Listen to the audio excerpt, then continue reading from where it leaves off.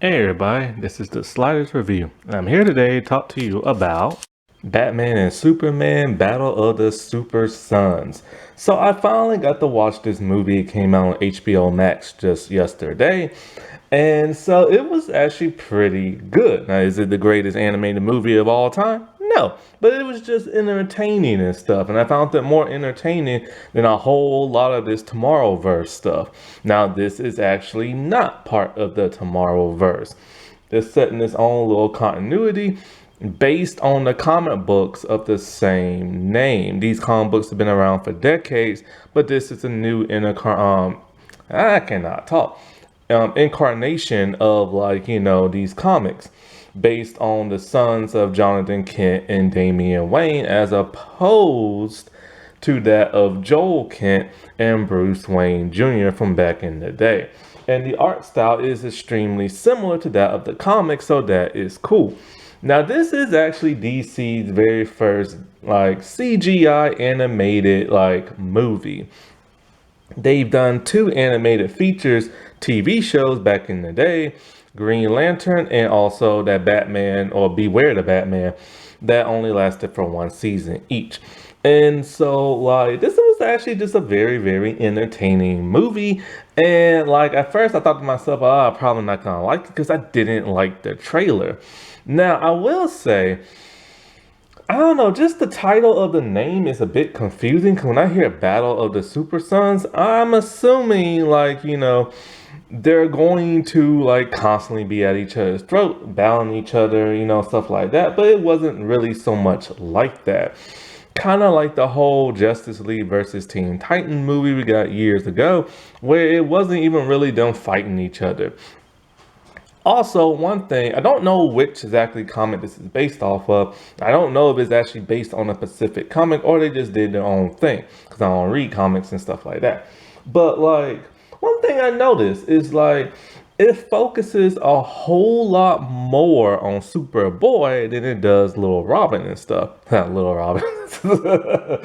And so, because it even started off in the very beginning with once again the destruction of Krypton and everything, and Jor-El and Laurel are putting baby Kal-El on the rocket and sending him to Earth and all this other stuff. So it starts off with that, then it goes to the title sequence, and the title sequence is more your old school DC animated movie title sequence where it's like a natural thing you get to see and it's really animated and it's cool, but it's set back in the older comic book style of Superman comics. And we see Superman doing his stuff. He's growing up in Smallville, then he becomes Superboy, Superman, all this other stuff. He meets Lois, they get married, and they have a kid. So I'm kind of well, if they're just focusing on Superboy more and he's the primary person, then why didn't they just make a Superboy solo movie?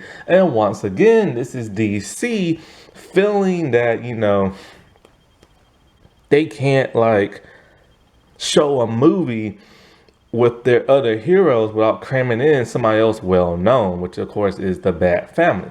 They've done this so many times in both live action and animated. They did this with they wanted to make a solo Flash movie. So what did they do? They made Flashpoint with the Justice League title in it. They wanted to make a solo Supergirl movie. So what did they do? They made two animated movies with Superman being the primary focus and stuff. And then inserting Batman and Wonder Woman in one of those movies. And I'm just if you want to make a solo movie, just make a solo movie and see if fans will like it. But of course, they've done that in live action, and it was always miscast with Steel and Jonah Hex. Oh, and also Green Lantern. But it's you gotta experiment, man. You can't just stay in the same thing. And so the animation took me a while to get used to, but it was actually very enjoyable. I like the glossiness of it. I like the shine with the suits and stuff like that. Now, I will say everybody voice-wise is amazing, except for Superman. Superman sounds bizarre in this. Not Bizarro Superman, but he just sounds very, very, very off. His voice isn't lighthearted. It's deep and I don't know, kind of grumbly a little bit. Like it just doesn't really sound like your traditional Superman voice, so it kept throwing me off. Other than that, the voice cast is amazing. Also, I like this version of Damian Wayne. The new 52 one from the animated movies always got on my nerves. Like, they're both prickly and everything. Like, they both have like an attitude. But with this one, he comes off more as kind of like the cool bad boy type as opposed to the arrogant bad boy type from the new 52. Also, his voice makes him sound cooler and smoother as opposed, nothing against the new 52 Damien actor, but his voice was so high pitched and whiny that he just shouted so much and it just sounded like he was whining a lot. And so with this one, he's not doing all that shouting. He's not doing all that like, "Arr," like you know, in the new 52 one. And also, this one can get his butt kicked as opposed to the other one who used to kick everybody's butt with superpowers. And this one, when people have superpowers, he gets his butt kicked. So that's a nice like turnaround like pace and everything because that's something that got on everybody's nerves with those new 52 movies. Now, one person that got on my nerves quite a bit was actually Jonathan Kent. He is the ultra fanboy of superhero genre and stuff. He would freak out at everything when he found out his father is Superman. When he found out his father took him to the Batcave to meet Batman. He's a huge Batman fan. Going on like, you know, the Watchtower and this and that. It's just he's the ultimate fanboy. And it got annoying after a while. Now, granted, if this was real life and he was a real little boy, yes, he would do that. But the fact that he did it throughout the entire movie just got on my nerves. Now, it's weird. This movie is 80 minutes long, and there's been other animated movies that are shorter than this. What was it? Batman versus Superman, like one of those earlier DC anime. I can't remember the title. It was like Batman versus Superman. Well, the one where they got framed for like murdering Metallo and Luthor was like president and stuff like that. Whatever that Public Enemy, that's it. That movie's only 61 minutes long, but it feels longer than this movie. Once I got like had to use the bathroom and pause, I'm like, what? I only got 15 minutes left, but they barely did anything. So it feels shorter than what it is because like once the boys finally team up and figure out what's going on, the movie's almost over with after that time. The whole movie is basically spent on like Jonathan Kent like fanning out and Damien just being like a punk. And stuff. And so like the villain of this is Starro once a freaking again. I'm so tired of seeing him. He has been shown way too much. Ever since he made that cameo in Superman animated series, he's just been popping up in every type of animated thing there is almost. Like he was in, of course, Batman Beyond, which I first got introduced to him, but then he was in the Justice League New Frontier movie as a cameo. He was in Young Justice the first season a lot, and then well at least his body was and stuff and them finding him. And so he was in Batman Brave and the Bold. He was in James Gunn's Suicide Squad movie. Like he just keeps popping up. And it's just getting like, don't they have any other brainwashing, mind controlling alien type substance? Like stop using him. Now I will say at least this one's a lot more scary than that James Gunn one. James Gunn makes it like man, James Gunn is a man child. He made that Starro look so like gooberish and everything, like a gummy bear or something, or a Care Bear. Like it was just like the cute cuddly little thing just walking around, but then it's like really evil and stuff. And so, like, but with this one, they took more of an animated approach with his appearance and made him look gruesome and stuff. And so basically, the movie is just about like, you have Jonathan Kent. He's like, just being a normal kid. He doesn't know he has superpowers. He don't know his father is Superman. I think his father misses like, a game of his, and so that really pisses him off, and he wants to know like where you been and blah blah blah blah blah. And so he finally reveals himself to his son, and his son fans out for at least half of the entire movie. And so they determine he does have superpowers. He has heat vision, and so far that's the only thing he can really control. So, his father takes him to a place where he can find out what other powers he has. I assume they're going to go to the Fortress of Solitude, but no, they went to the Batcave. And so his father decided, just to fly him around like the world and everything. And that was kind of cool. And, of course, he just fanned out the entire time. And it gets so annoying when he does that. And so they finally make it to the Batcave. And then first they make it to Gotham City. So we get to see Batman whoop on some people. So I'm like, hey, where's Robin at? But he's in the cave. And so, as he's like, in the cave, he's talking to the Teen Titans, and they inform him that they don't want him on his team because he's very, very violent. Now, this version of Damian cracks me up. He just wants to kill everybody.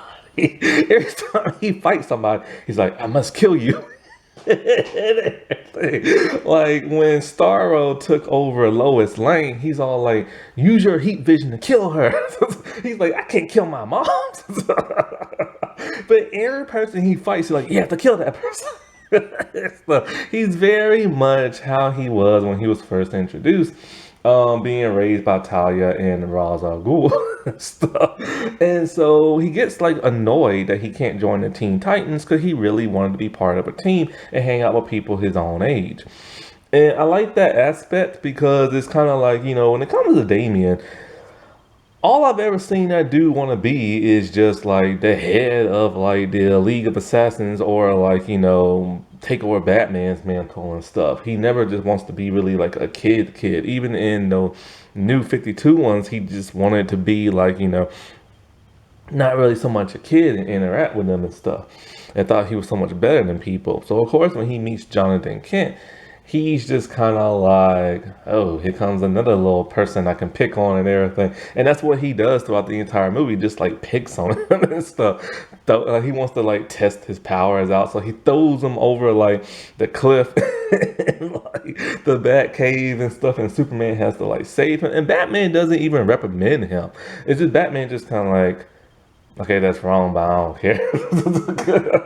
So, and it's so like, with the Justice League, because they're in this movie actually, and the Watchtower fell out of orbit and Superman had to go save it. And then Green Arrow gets infected by Starro. How did Starro actually get to Earth? It's kind of interesting. When we saw Krypton being destroyed, he was actually a pet of the El family, and his little tank broke. He jumped on the rocket and it went into like Earth, and that's how he got there and stuff. And so Starro is taking over members of the Justice League and Teen Titans, and then he's taking over members of Earth. When they start to show the reveals of certain people, it is quite interesting. Now you can tell when somebody's being taken over because they act kind of zombified when they talk. But then the shocker was Lex Luthor and everything. I thought he wasn't taken over at all until he made this announcement on TV talking about obey Starro and everything, and it turns out he was infected. And I'm just like, what? Like, he really fooled me. Now, this Lex Luthor is black. Lex Luthor has been showing up black quite lately in like DC properties. So is Jimmy Olsen and stuff. And so Jimmy was cool in this. And so, what was it? Everybody always assumed that Superman, the animated movie, that he was black, but he just had a really good tan, Bruce Timm said. And then he showed up black for the first time in the Harley Quinn show. And so, like, We assumed that he was black in Superman and Lois, the live action show, but it was really John Henry Irons and stuff. And even though he is black in this, they have him a light shade of brown. And I'm just kind of like, if you gotta make him black, make him black. You know what I'm saying? Like, make his skin tone darker and stuff. I hate when they always make everything light so that a white audience can be happy about it. It's like, if you're gonna have diversity, bring in some dark skinned people. And so, like, basically, after everybody gets infected, like Superboy, when he's at school, his mom comes in infected, but before that, Damien found out, like, I think Bruce was infected or something like that, so they fought, and then so he needed help. And so, like, he realized that all the members of the Justice League and Teen Titans have been taken over, and the only person left that he can trust is Superboy, who doesn't want to do. So when he goes to school, he helps, like, mess around and beat up, like, Jonathan's bully and stuff, which is funny. He just used pressure points. And it's like, I thought he was going to wail on that dude, because, he's been trained by, like, assassins and Batman. But nah, he just hits him with a pressure point. And that was the most hilarious thing ever. Like, I'm kind of glad he didn't wail on him, because it's just like hitting with that pressure point was that much more satisfying. And so, like, they head to the fortress and everything, and they talk to, like, the Jor-El AI and everything. And then they go out into outer space and they stop, like, the Justice League.